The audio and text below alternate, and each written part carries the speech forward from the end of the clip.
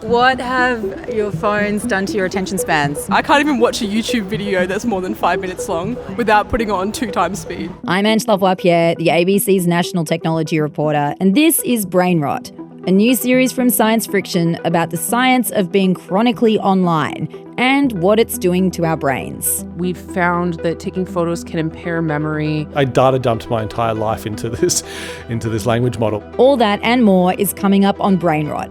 Find new eps each week on the ABC Listen app. ABC Listen. Podcasts, radio, news, music and more.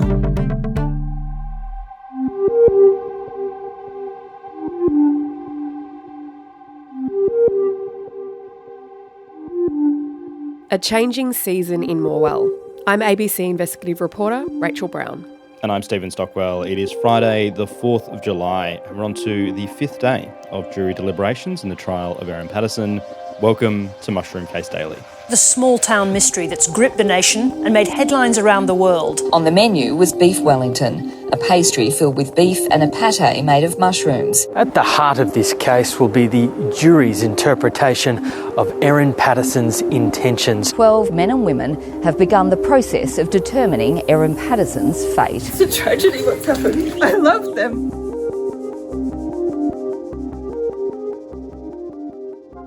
Rach, we have been living in Morwell now for 10 weeks, waking up to the view of the rolling hills either side of the Latrobe Valley, framing the steam that pours from the Loy Yang power station. And Stocky, I remember the other day it had a purple tinge and you thought it might be like the papal decision.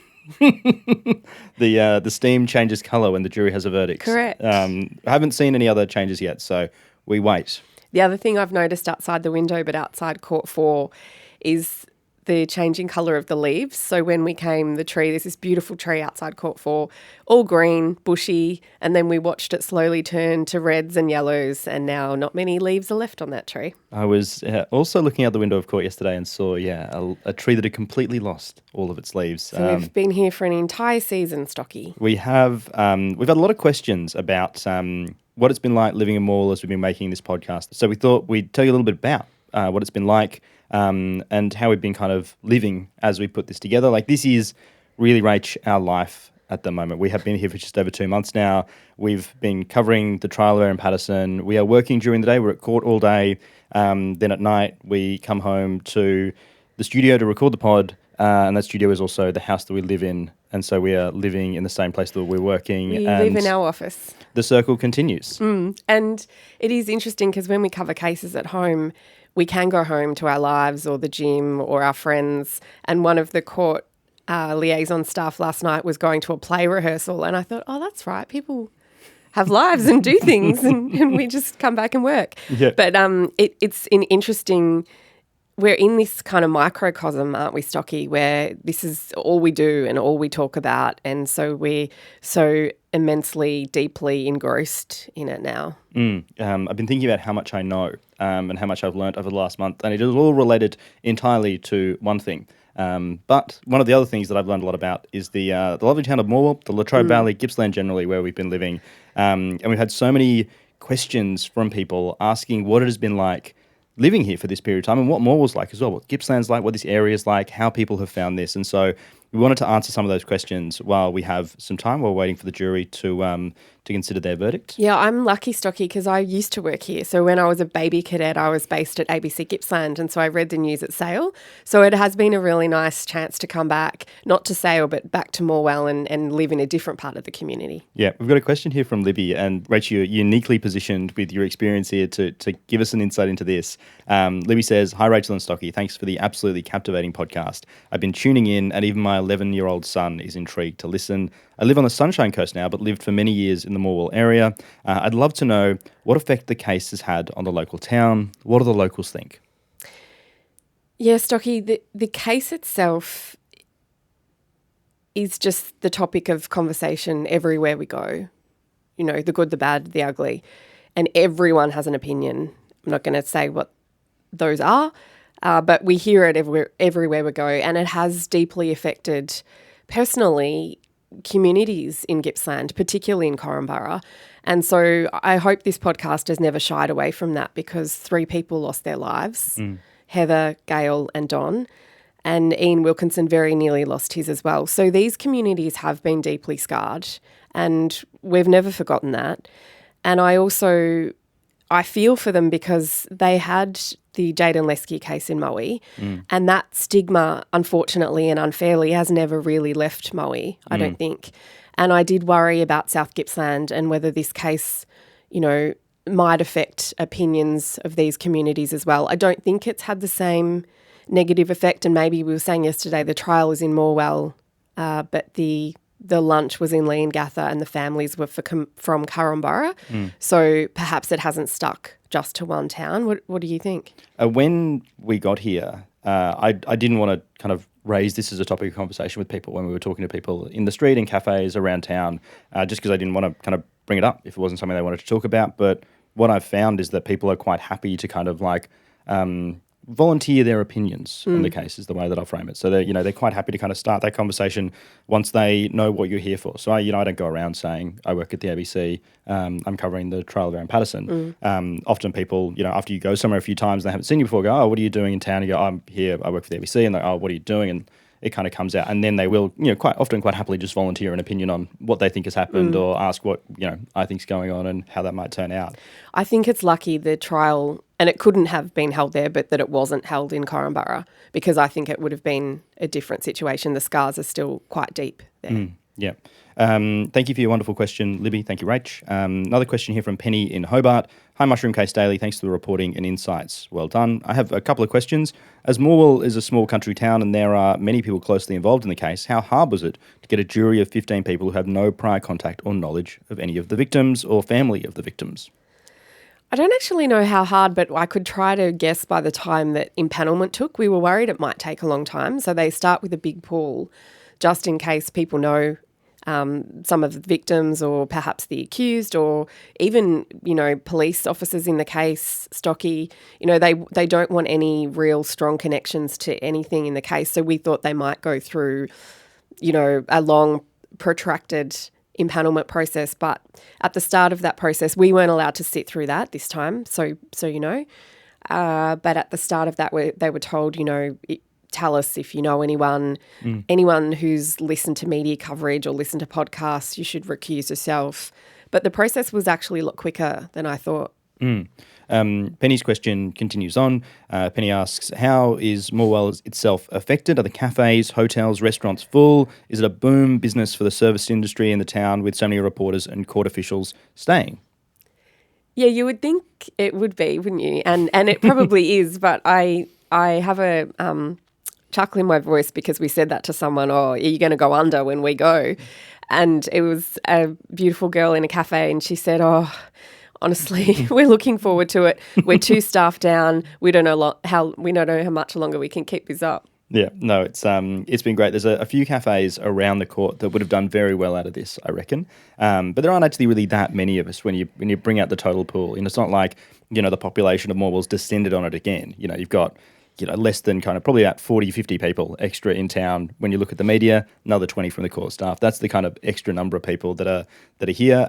Some of those people are staying in Traralgon as well. So not I was going to say, we're spreading ourselves across the pubs and cafes of Traralgon and Morwell. Yeah. Question here from Duncan in Brunswick, which is in Melbourne. He says, hello, Rachael and Stocky. Thank you for your very informative and entertaining podcast.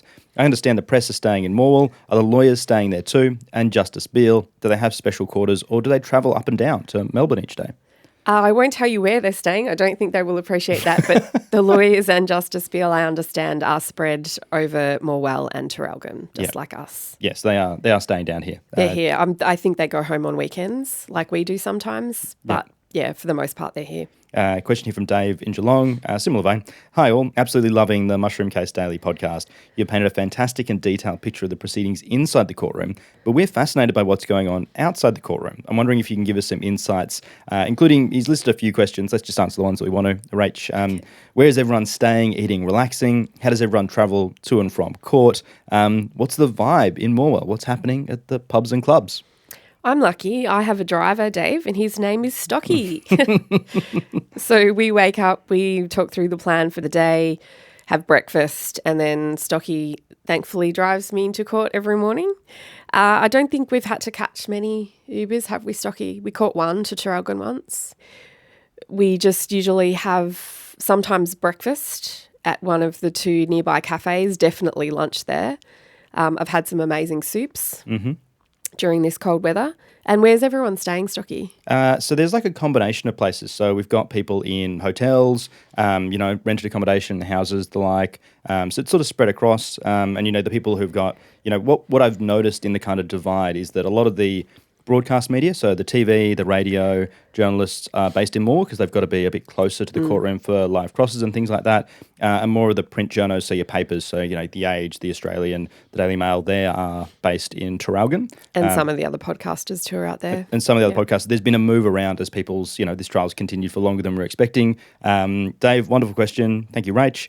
Question here from Hannah, Lauren, Ingrid from Fitzroy in Melbourne. Hey, Stocky and Rachel, we love the pod. We assume you stay in Morwell over the weekend. What do you guys get up to in your spare time in the area? Well, actually, we've been heading home for a lot of the weekends, Hannah, Lauren and Ingrid. So we are here during the week, often travelling to Morwell on the Sunday night. So we're fresh on Monday morning.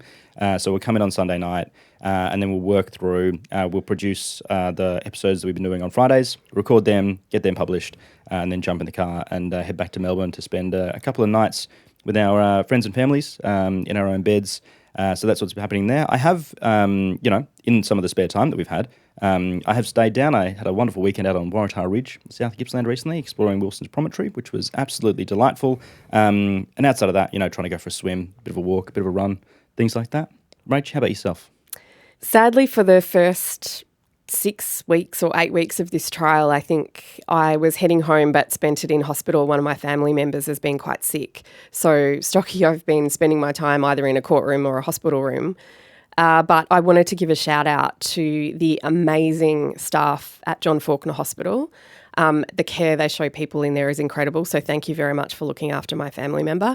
And it also reminded me watching them of the incredible people, Stocky, that we've seen come through the trial and give evidence from Corumburra, Leongatha, Dandenong and the Austin Hospital. It's a rare breed of angels that can do that job. So a big shout out to them. But yeah, I have been spending most of my weekends at home this weekend. Maybe if the jury is still sitting, I'll spend it here. I was talking to one of my colleagues last night about maybe going up to one of the ski fields. Yep. If we're still here on Sunday, my plan is to go for a walk somewhere, exploring the wonderful hills either side of the Latrobe Valley that I mentioned earlier, or down to Wilson's Prom. Question here, Rach from Sarah in Warragul. Hi team, absolutely love the pod. What's one thing that you would recommend people to pull off the freeway and have a break? Also, if you haven't been to Lock, it's a lovely spot, definitely worth a drive with or without iNaturalist. Well, Sarah, the thing I would recommend, and it's actually a pretty easy drive if you pull off the highway to head into Morwell, take the first exit to Morwell when you're heading down the freeway from Melbourne, cruise into town, and there is a beautiful rose garden just near the courthouse, actually. So I'd recommend going through that. The timing might not be great. I think they've actually just pruned it. So, there's still a few there, but it's looking a little different to what it was when we arrived.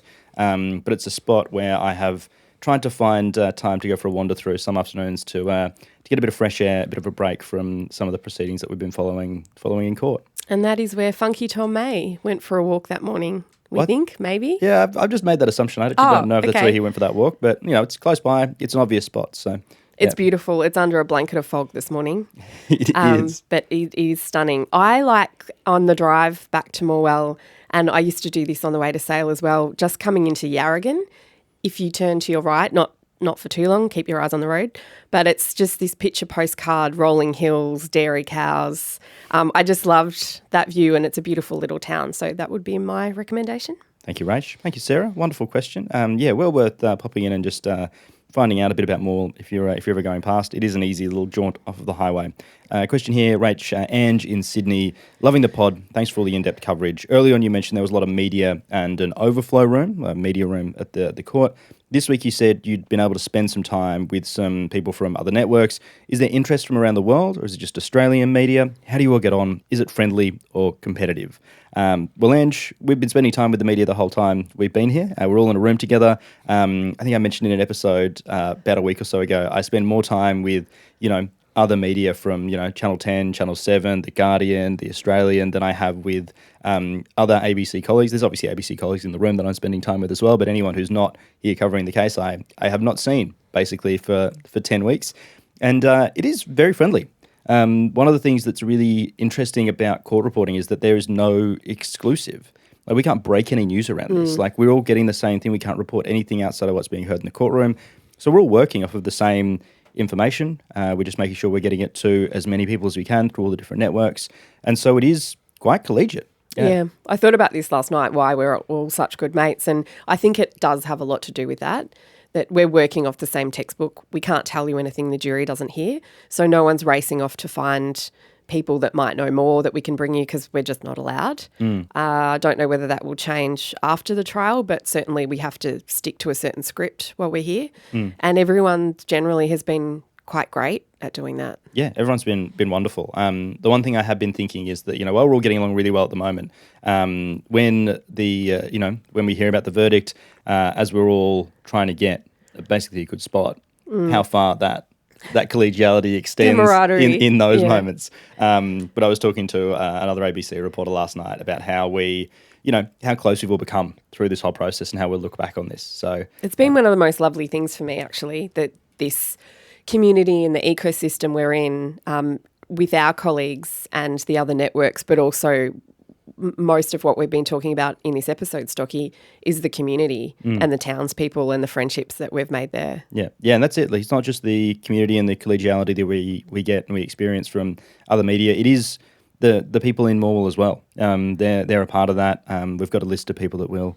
shout out towards the end of the ep, because we've made some really wonderful friends here, some people that have really looked after us. We'll be coming back. Yeah, sorry, Morwell. We absolutely will be. Also, to Andrew's question about interest from around the world, there's the BBC here. Who else do we have? We've got The Guardian covering it for here and also abroad. Daily Mail's got people over from the UK at the moment. Reuters is here. I think a couple of people from Reuters are here at the moment as well, actually. So, and then we also get a lot of emails, requests for crosses from Stocky and I from networks overseas, anywhere from UK, US, Ireland. Yeah, there's been a whole bevy of people interested in this case. There is really is global interest in this one. Wonderful question, Ange. Thank you, Rach. Laura from Byron Bay, she is living in London at the moment, though. She says she was once an associate to a Supreme Court judge in New South Wales, but is long out of the law now. My question is about your own level of emotion, often expressed on the podcast as you go through this experience, and particularly while waiting for the verdict. You say how tense and on edge you are. You are clearly invested in the outcome, and I'm interested to know how you can explain this. You cannot hope for one result or the other. Whichever way it goes, some families will be devastated. Laura, you are spot on. This is, the families will be devastated either way. This is a case that is involved, that is only here because 3 people have died. It's had a huge impact on 2 towns. And it's interested, you say we're invested in the outcome.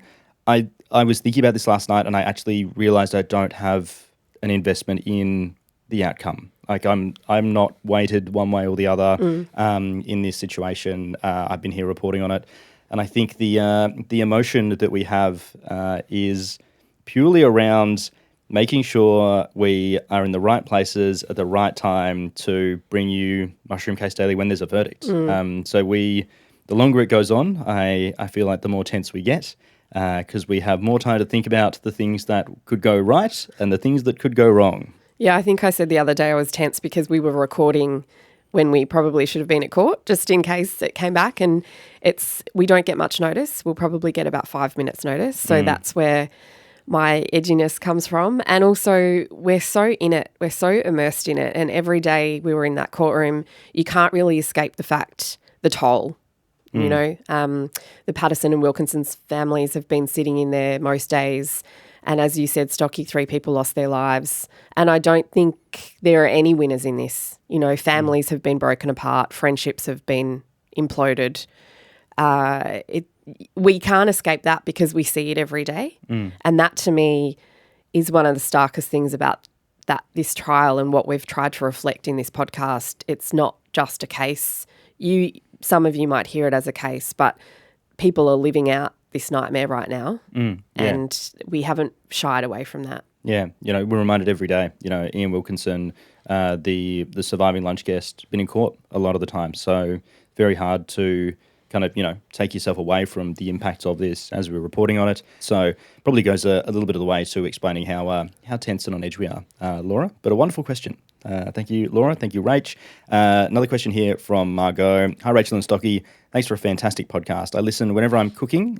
I wanted to ask a question about the style of the podcast. Generally, I've noticed that you do not share your own opinions about the case, which I'm very curious about. Is it because of journalistic guidelines or restrictions that prevent you from sharing your personal views? Thanks, Margot. And it's a really good question, actually. And it's both, well, it's a lot of things. It is journalistic guidelines and restrictions legally. It's ABC charter guidelines that we follow. I got this question a lot when I put out my first podcast, Trace, Stocky. And I would say to people, look, that's not my role. It doesn't matter what my opinion is. Our role is to lay out all the facts. You make up your own mind. The most important people here are the jury. Only their opinion matters. So we do have to be really careful because it's not about us, and opinions can and have affected trials, and I don't think that's the role of a journalist. Those things should be played out in the legal system. So we do have to be very careful of that, and also not let things we know or don't know or feel or don't feel seep into our coverage and our commentary and even our tone, Stocky. Yeah, absolutely. Thank you, Rach. Great question, Margot. As we've been living in Morwell, Rach, it has been we were here in I think maybe even the end of summer, certainly the middle of autumn we arrived. And we have been here through, I think, maybe the entirety of autumn and now what is well into winter. Blanket of fog covering the town today. And it is certainly quite cold. And Nat, Chloe and Disco the dog seem to have clocked the weather because they have been doing their research, it seems. And they say, "Hi, Stocky and Rachel, we have a question for Stocky. Stocky, we understand you're a diehard shorts wearer. Are your legs still braving the cold Morwell winter? If you had to try out wearing pants?" Really strangely intimate level of knowledge about my sartorial habits there, Nat, Chloe and Disco. I have been wearing jeans this whole time. Because it is basically freezing cold. Not freezing cold the whole time, but it is quite cold. There's a few people I've seen getting around in shorts. We had a juror wearing shorts one day, early in the trial. And then there was also one of the ABC reporters who was getting around in a pair of shorts for a bit as well. He has also stopped that, yeah, I see. Those people learned their lessons quite quickly. So it is, pretty cold. Several layers a day we're working on. But thank you for the wonderful question and also, I guess, a general well-being inquiry there. Rach, our final question is from Natalie. Natalie says, "Hi, Rach and Stocky. Thank you so much for your thoughtful and steady coverage of the Erin Patterson trial. Been tuning in and really appreciate the way you're handling such a complex and sensitive story.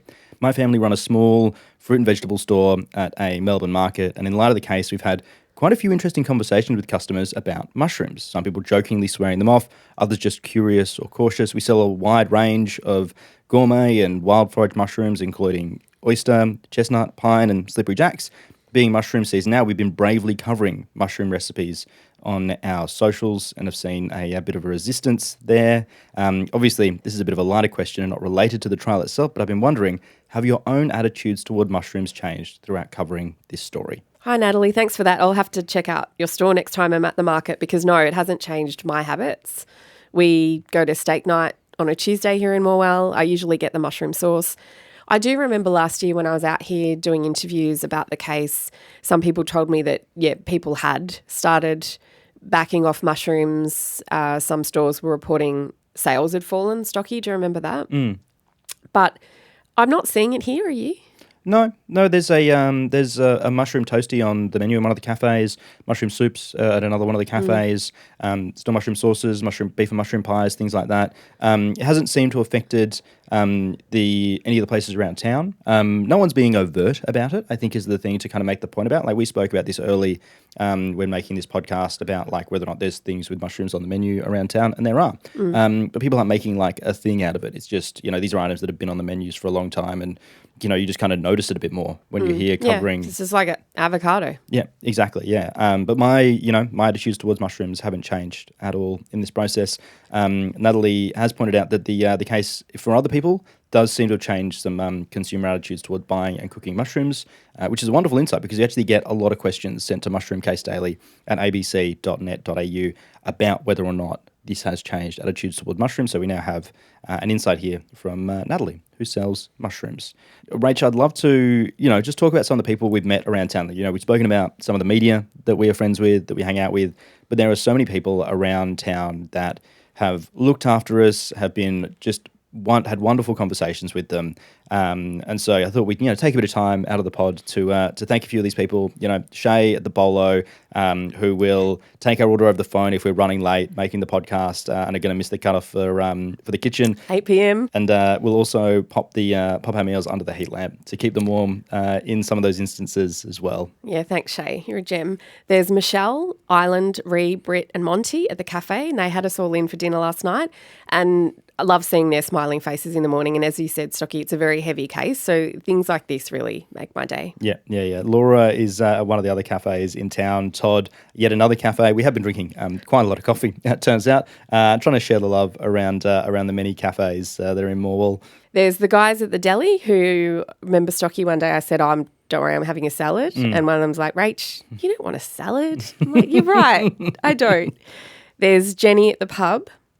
Annie, the security guard, with a hilarious sense of humour. Annie is probably one of the best storytellers I've met in my entire life. My life is based around storytelling. I've met a lot of storytellers, and Annie had an entire table of journalists in stitches with almost every week when we're there, and she comes around for a bit of a chat. So she's fantastic. Claudia and the Pay It Forward coffees that she's doing at the cafe as well. Again, lots of coffee going around. And there's Ian at court, one of my fave security guards. He's a legend. He keeps our spirits up with lots of stories and motivational speeches, Stocky. And Ian as well, such a lovely man. We've mentioned him on the pod previously. He brought us the musk sticks. And the other day he popped his head into the media room while I was actually publishing an episode of Mushroom Case Daily. He's a fan of the pod, so I spent a bit of time, I don't know how interested he was, but I was showing him how we put the pod together, how we publish all of that, which was absolutely lovely. And him and the other security guards at the Latrobe Valley Law Courts have been fantastic. We see them every single morning. Their patience as I rummage for my keys and try and get my laptop out of my bag is an inspiration. So shout out to Jeff, Rob, Steve, Brendan, Dymphia, Ethan, Craig, Daniel, Jackie and Cindy.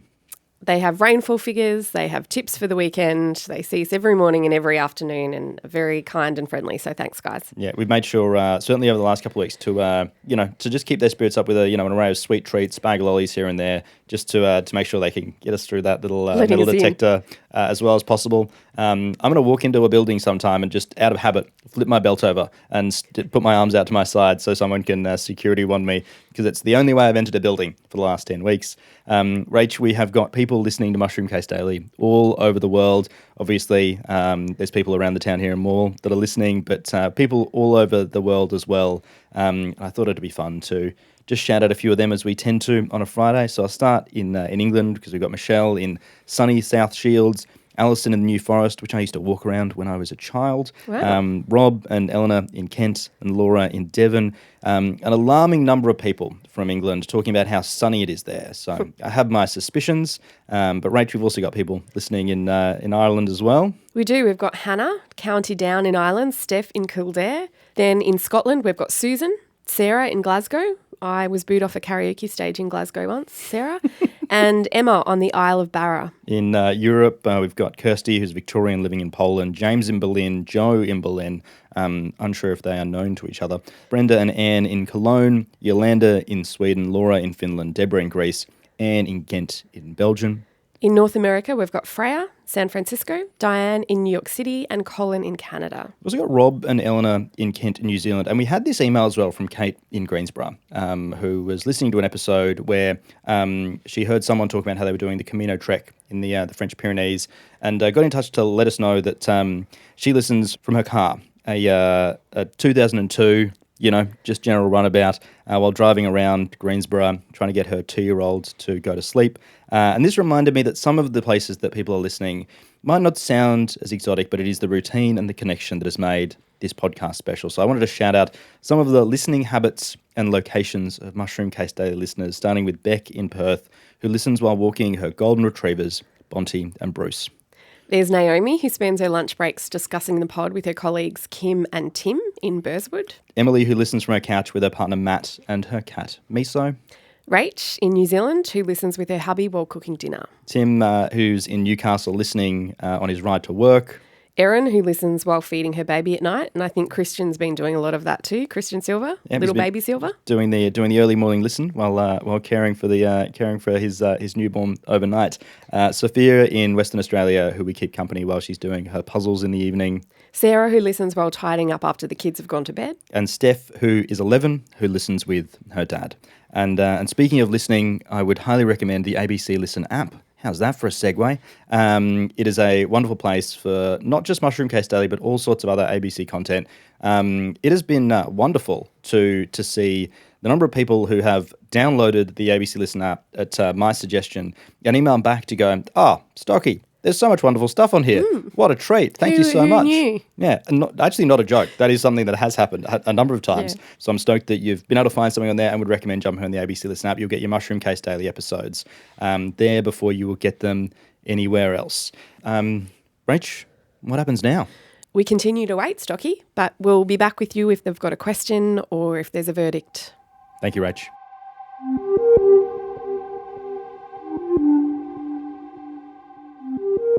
Mushroom Case Daily is produced by ABC Audio Studios and ABC News. It's presented by me, Rachel Brown, and producer Stephen Stockwell. Our executive producer is Claire Rawlinson, and a huge thanks to our true crime colleagues who keep helping us out. Our commissioning executive producer, Tim Roxburgh, and supervising producer, Yasmin Parry. Thanks to senior lawyer, Jasmine Sims, our legal queen, for her legal advice every single day, and to the Victorian Newsroom and Audio Studios manager, Eric George. This episode was produced on the land of the Gunai Kurnai people.